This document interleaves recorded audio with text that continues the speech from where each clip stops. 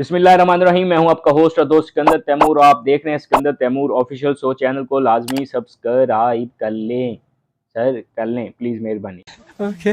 और bell icon को press करते जाइए ताकि आपको मिलती रहे मजीद इन्फॉर्मेटिव वीडियोस और जो स्टोरीज हम ब्रेक करते हैं उससे आपका बहुत फ़ायदा होने वाला है। सो कम टू द टॉपिक दोस्तों, आज का जो हमारा टॉपिक है वो इंडिया पाकिस्तान में बहुत वायरल है और ख़ास तौर पर इंडिया के अंदर। फर्स्टली तो इंडिया की पब्लिक को मेरी तरफ से बहुत सारी शुभकामनाएं और उनके लिए क्लैपिंग। सर, ये क्लैपिंग और शुभकामनाएं किस बात की हैं, तो मेरे साथ जुड़े रहिए ताकि आपको मजीद इस वीडियो के बारे में पता चल सके। दोस्तों, मैं बात कर रहा हूँ 14 जुलाई 2:35 पर 2023 के अंदर क्या हुआ।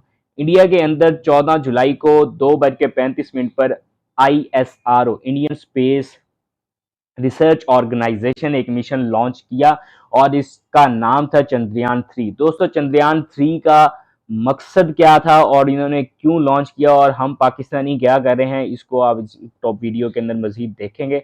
दोस्तों, चंद्रयान 3 को लॉन्च करने का मकसद चंद्रयान 2 का सबसे पहले फेलियर था। फेलियर 2019 के अंदर होता है जब इंडिया के अंदर सितंबर में चंद्रयान 2 का जो मिशन स्पेस में भेजा गया था, जैसे ही वो सॉफ्ट लैंडिंग करने वाला था, दोस्तों इस बात को पहले नोट कर लें कि चांद पर अभी तक सिर्फ 3 मुल्क लैंड कर चुके हैं और वो है अमेरिका, रशिया एंड चाइना। लेकिन इंडिया ने जो कदम उठाया था वो चांद के साउथ पोल पर लैंडिंग का था। आज तक इन तीनों मुल्कों में से कोई भी मुल्क चांद के साउथ पोल पर लैंड नहीं कर सका। और वहां पे इन्वायरमेंट कैसा है, क्योंकि जो ऑर्बिट की तरफ से मालूमात आई थी तो साउथ पोल पर चांद का जो इन्वायरमेंट है वो काफ़ी ठंडा और बर्फ़ की निशानदेही हुई थी, जिसकी वजह से कहा सकता है कि -23 वहाँ का टेम्परेचर है और पानी वहाँ पर एग्जिस्ट कर सकता है। सो तमाम मालूमात की जस्तजू लेकर इंडिया ने अपना चंद्रयान 1 एंड चंद्रयान 2 का जो मिशन था स्पेस में भेजा, लेकिन फेलियर हुआ क्योंकि लास्ट टाइम पर जब 500 मीटर का फासला रह गया और चंद्रयान 2 मून के ऊपर लैंड करने ही वाला था तो इंडिया का कनेक्शन उसके साथ खत्म हो गया, जिसके ऊपर इंडिया में काफ़ी सोग था क्योंकि 630 करोड़ रुपया इस मिशन के ऊपर खर्चा आया था। पैसे की तो शायद उनको परवाह नहीं क्योंकि पाकिस्तान से ज़्यादा स्ट्रॉन्ग उनकी इकॉनमी है, लेकिन हमने एक बेहिस कौम के तौर पर उनका इतना मजाक बनाया और दुआएं की कि वो तबाह होने वाला है, बहुत अच्छा हुआ तबाह हो गया, लेकिन ये हमारे लिए अफसोस का और डूब मरने का मुकाम था। एक ही दिन आज़ाद होने वाले मुल्कों में से पाकिस्तान कहाँ पर खड़ा है और इंडिया कहाँ पर खड़ा है, ये बात हमें सोचनी चाहिए और हमें इसके ऊपर अपनी गवर्नमेंट के साथ बात भी करनी चाहिए। सो दोस्तों, ये एक अलग टॉपिक है, तो कम टू द टॉपिक कि चंद्रयान 3 को उन्होंने 14 जुलाई को लॉन्च किया और 16 मिनट के अंदर ही वो अर्थ की ऑर्बिट से बाहर निकल चुका था। जिसके बाद इंफॉर्मेशन ये आई है कि ये मिशन 39 से 40 डेज के अंदर चांद पर सॉफ्ट लैंडिंग करेगा, जो कि 23 या 24 अगस्त को चांद पर लैंडिंग करेगा। तो हमारी शुभकामनाएं अपने पड़ोसी मुल्क और अपने पड़ोसी लोगों के लिए हैं कि हमारी दुआ है कि आपका मिशन कामयाब रहे और इससे खित्ते के अंदर टेक्नोलॉजी में और जो भी डाटा वहाँ से कलेक्ट होगा उसकी काफ़ी मदद मिलेगी और ऑब्वियसली पाकिस्तान के अंदर भी काफ़ी इसके अंदर से तरक्की आएगी। तो दोस्तों, चंद्रयान 3 का मकसद क्या है? चंद्रयान 3 का सबसे पहले तो ऑर्बिट के अंदर चांद के गर्दिश करेगा और उसके बाद वहाँ से ऑर्बिट का कनेक्शन जो होगा वो उसके चंद्रयान के साथ कनेक्ट रहेगा और इंडिया को डाटा मिलता रहेगा। सेकंड नंबर पे क्या है? सेकंड नंबर पे उसका है कि उसने वहाँ पे लैंड जो करना है लैंड करेगा और फिर रोवर को उसने वहाँ पर उतारना है। रोवर एक 6 टायर्स की एक गाड़ी होती है जो चांद के ऊपर मूव करती है और वहाँ से डाटा कलेक्ट करती है, जैसे कि मिट्टी का नमूना हासिल कर लेगी। इसके साथ साथ उसके मिट्टी के अंदर गोल्ड है, जो भी ज़रात हैं, जो भी मादनियात हैं, कौन कौन सी हैं, सो वो डाटा वहाँ पर कलेक्ट किया जाएगा, लेकिन ख़ास तौर पर साउथ पोल पर, क्योंकि वहाँ पर ज़िंदगी पानी, क्योंकि पानी जहाँ पर होगा वहाँ पर ज़िंदगी लाजमी होगी। लिहाजा मकसद साउथ पोल पर लैंड करना है, जो आज तक कोई मुल्क नहीं कर सका। सबसे पहले चंद्रयान के बाकी रशिया ने इंडिया के साथ काफ़ी ताउन किया, लेकिन बाद में उन्होंने उनके साथ कट ऑफ हो गए, जिसके बाद इंडिया ने ये हिम्मत की कि वो खुद अपने बलबूते पर इस मिशन को लॉन्च करेगा। और ख़ास तौर पर बात यह है कि एक चाय वाला, जिसको चाय बनाने वाला कहा जाता है, उनका प्राइम मिनिस्टर नरेंद्र मोदी, उसके पूरे टन्योर के अंदर जितना इंडिया ने तरक्की की है वो देखने के लायक है, काबिल तहसीन है और वो दाद का मुस्तहिक है। उसकी पॉलिसीज ऐसी थी, लेकिन उसके बरक्स पाकिस्तान के अंदर ऑक्सफोर्ड यूनिवर्सिटी से पढ़े हुए हैं जी, वो फलां बिजनेस कॉलेज से पढ़े हुए हैं, लेकिन हमारी पॉलिसीज आज हमें IMF के पास जाना फिर रहा है। सो हम कहाँ पर खड़े हैं, ये सोचने की बात है। और पाकिस्तानी कौम वही जहालत भरे इंडिया के लिए बददुआएं करनी, सिवाय झोलियां उठा के बददुआएं देने के हम कर ही क्या सकते हैं। हमारी इकोनॉमी उनके बराबर नहीं है। चंद्रयान 3 के ऊपर 730 करोड़ रुपया खर्चा आया है। हमारे लिए बहुत बड़ी अमाउंट है, लेकिन उनके लिए 2 फिल्मों का बजट है। पाक उनकी फिल्म्स जितनी भी बन रही हैं पाकिस्तान के सूबों के बजट से कई ज़्यादा वो अर्न कर लेती हैं। सो हमारा हाल क्या है और उन लोगों का हाल क्या है।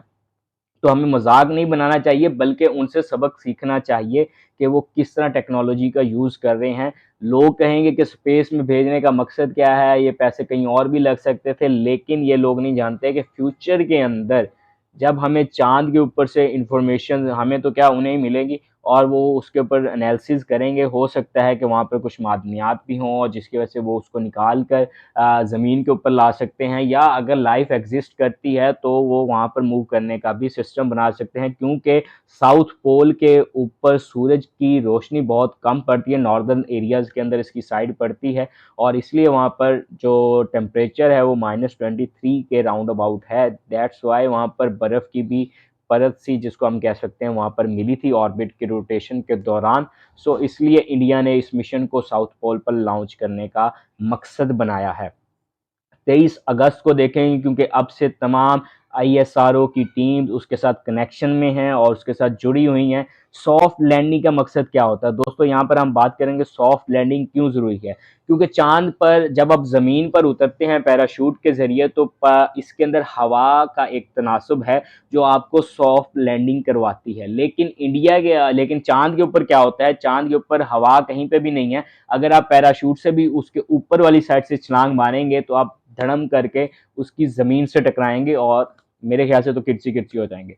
लेकिन यहाँ पर दो तरह की लैंडिंग होती है, कि हार्ड लैंडिंग होती है, एक सॉफ्ट लैंडिंग होती है। सॉफ्ट लैंडिंग इंडिया ने इस बार करवानी है, और इसका मकसद ये होगा कि क्योंकि वहाँ पर हवा नहीं है तो वो ज़मीन से चांद की सरफेस से टकरा सकता है, लिहाजा उसकी स्पीड को इस तरह से मैनेज करना है कि बिल्कुल स्लोली वो चांद के ऊपर लैंड कर जाए, क्योंकि 500 मीटर से पहले कनेक्शन टूट चुका था।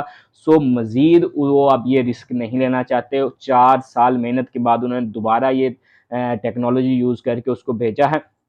दूसरी हार्ड लैंडिंग होती है। हार्ड लैंडिंग में वो डायरेक्ट आकर चांद की सरफेस से टकरा जाता है, लेकिन उसका इतना फ़ायदा नहीं होता। लेकिन क्योंकि उन्हें रोवर को लैंड करवाना है चांद पर, इसलिए बिल्कुल सॉफ्ट लैंडिंग करवानी है। और सॉफ्ट लैंडिंग के बाद देखते हैं कि इंडिया का मिशन कितना कामयाब होता है। तो फर्स्टली उनके लिए बेस्ट विशेज़ हैं, और जितने भी मेरे इंडियन व्यूअर्स इस वीडियोज़ को देख रहे हैं दोस्तों, घबराना नहीं है, क्योंकि खान साहब कहते थे घबराना बिल्कुल नहीं है। इंशाल्लाह हो, अल्लाह ने चाहा तो आपका जो मिशन है बिल्कुल safe and sound soft landing करने वाला है। और पाकिस्तान की गवर्नमेंट से मेरी यही दरख्वास्त होगी कि सर मेहरबानी करें प्लीज़, इनसे कुछ सीख ले। हमारी लड़ाई बनती नहीं है, और लड़ाई तो हमारी कभी थी भी नहीं, तो बनती भी नहीं है। तो हमें आपस में प्यार मोहब्बत के साथ ट्रेडिंग को और टेक्नोलॉजी को लाजमी शेयर करना चाहिए, क्योंकि हम दो भाई हैं जो एक डिवाइडर के थ्रू अलग हो चुके हैं। तो हमारी बका इसी में है कि हम फिर से अमन का पैगाम लेकर एक दूसरे के साथ जुड़ जाएं, और टेक्नोलॉजी के अंदर और ट्रेडिंग के अंदर ख़ास तौर पर आपको ये भी पता होगा कि इंडिया 3 माह पहले दुनिया का सबसे बड़ा आबादी का मुल्क बन चुका है, और दुनिया की सबसे बड़ी मार्केट पाकिस्तान के बिल्कुल डोर स्टेप पर है। लेकिन हम आपस में ट्रेड नहीं कर सकते, कुछ इश्यूज़ के ऊपर है।